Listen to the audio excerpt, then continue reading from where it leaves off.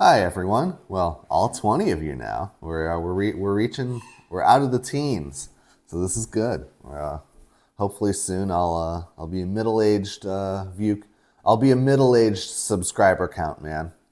But until then, I'd like to talk today about the Politico argument. Politico article. I have messed that up 3 times.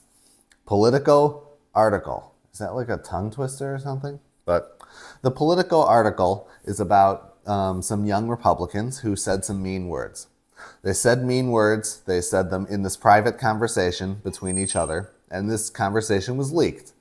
And unlike the left, who really never condemns their own side for saying anything bad about it, a lot of people on the right, the more establishmentarian and right, like the Elise Stefanik, to name a specific name, considering she is probably the one at the forefront of this, has condemned these young Republicans and said they should lose their jobs and stuff of that sort.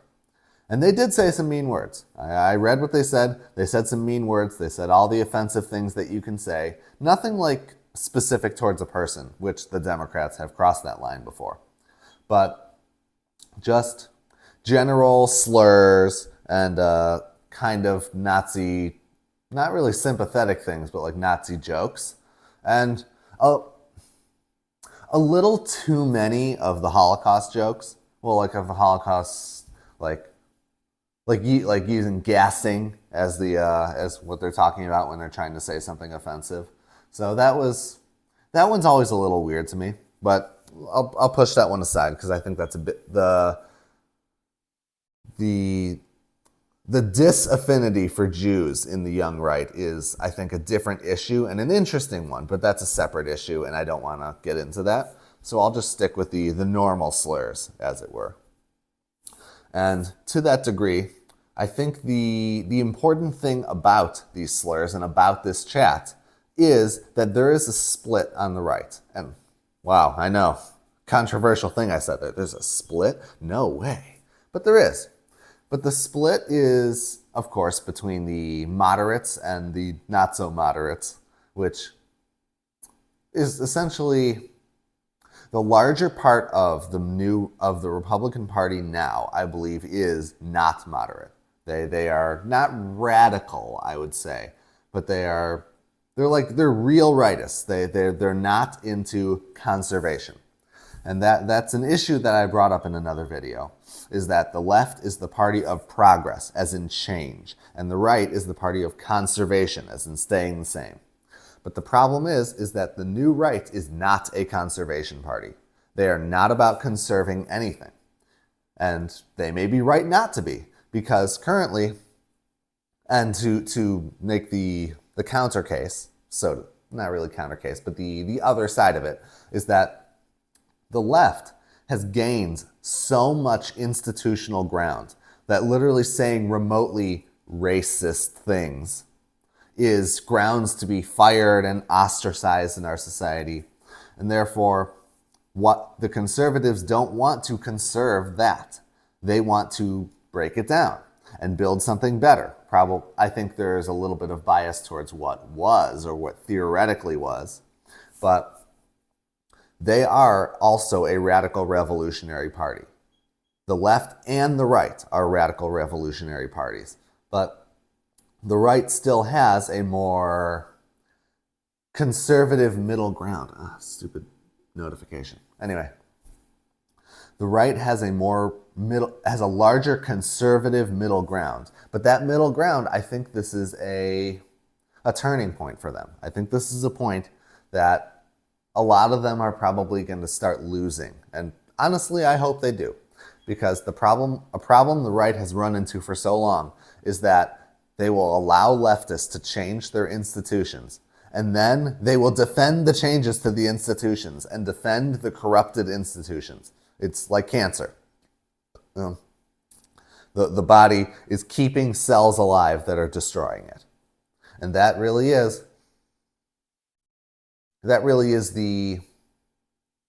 the scenario that we're in right now, for lack of a better word. And this is kind of a moment of importance, because the left, for I'd say like 10 years ago, like the earliest memories I have of politics, when someone on the radical left would say something bad, some people on the left would kind of get in their way, would call for them to be ostracized. But that ended years ago. And the right, this instinct had been quiet for a while, because since Trump in 2016, basically Trump threw out all the taboos. He threw out all the taboos, and the right tried to stop him, and they completely failed. And then he won, and he became president, and he continued violating the taboos. And now we've come full circle. You know, he lost, well, allegedly. He lost in 2020, and then he won again in 2024. So now this trend of ignoring the norms has been going on for a very long time. And yet, this group chat comes out, which, you know, is it kind of offensive? Yeah, but like, kind of par for the course. Like, this isn't exactly radical stuff that they were saying. They were just using the mean words to say it. And the right reflexively attacked them. But this time, I feel like unlike previous times, you know, a lot of more vulnerable people on the right would have been easily ostracized in the past. But since Trump has paved the way and was immune to all attacks when it came to ostracization. Ostracization, is that how you say it? Let's hope it is. He made, because he was immune, now a lot of people on the right realized that it was kind of a good thing that he was immune. And therefore, these kids now have a good bit of defense. I mean, the vice president of the United States defended them on Twitter, like yesterday or something. So this is not the same battle it was. And the centrist right seems to be trying to move some muscle here. They're trying to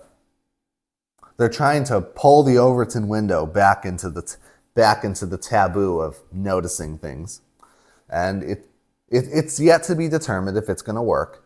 Like, it would really not work if people on the right who were defending them refused to fire them, or if they were fired, would employ them elsewhere. That would be a good sign of the right understanding its position. Because whether the right likes it or not, the institutions, as I said, are conquered by the left. So going along and, you know, being soft while the institutions are already conquered is allowing them to win. It is what has allowed them to win for decades, and it is why Trump was elected in the first place. Trump was not the president you elect because, you know, you're just, everything's fine, but you also maybe want to see some changes. It's like, no, things are actually really wrong, and they wanted to see big change. It's arguable. It is an argument to be had if they got the change they wanted. But the point is that they wanted it then, and they still want it now.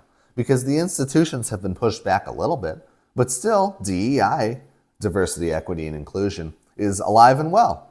I mean, a lot of racism in hiring practices, it's all alive and well. The college admission stuff. I mean, the Supreme Court said that they couldn't do it. They all still do it. They do it openly. This isn't even something that's being hidden. And the left is also still just on the march in general. You know, the Zoran Mamdani is about to win the New York mayor race. Like, the commies are at the door. And a lot of people on the right they do not feel satisfied with the status quo. And the people in the middle who do feel satisfied with the status quo seem to have missed how much things have changed around them. And it's to be determined if they will come around. But I think if they don't, then the parties will dispose of the people in the middle, and we'll end up with just two sides that both want change from what is. And they may find some agreement in the end. But I guess the point is that there is no way back to civility there, because both sides need changes that are opposed to each other, and those changes are large-scale changes, and the other side will oppose those changes. And thus, there really is no civil answer there. I think that about covers the topic. I'm trying to think if there's anything else to be said about what these kids said. I guess I would just reflect on what maybe the centrist right people and older people in general don't realize about this is that I read some of those group chats, and I also know a lot of younger kids. And I hate to be the one to tell you this, but they say the same stuff all the time. This is like your average middle school chat room. Like, I mean, some of the Jewish stuff is more of a particular brand, but like the rest of it, the slurs, the making fun of races, the what was it they call it? The watermelon people they said about black people. That's par for the course. That's very normal, and it might be something that if you are an older person or someone who talks to older people, you may want to get used to this, because this is not going away and it's only going to increase. And I hope this chat is somewhat of a wake-up call, because this was a lot of messages, and yet they did say it in private, but they weren't hiding it. They were making these jokes and they were laughing at these jokes. And a lot of people on the right do the same thing. I have laughed at jokes like this. I don't think these guys were particularly funny, but like there are funny jokes to be made about it. There are funny jokes to be made about the isms and the phobes. And we all have to get used to the new reality, because we don't live in a civil society. So uncivil things will happen. And this is one of those things, and there's no getting around it. And that is what I have to say about that. Thank you for watching. If you like this video, please leave a comment, a like, and hopefully subscribe. So that way I can finally be a YouTube old man. Maybe I'll get to be like a centenarian soon. Anyway, see you next time.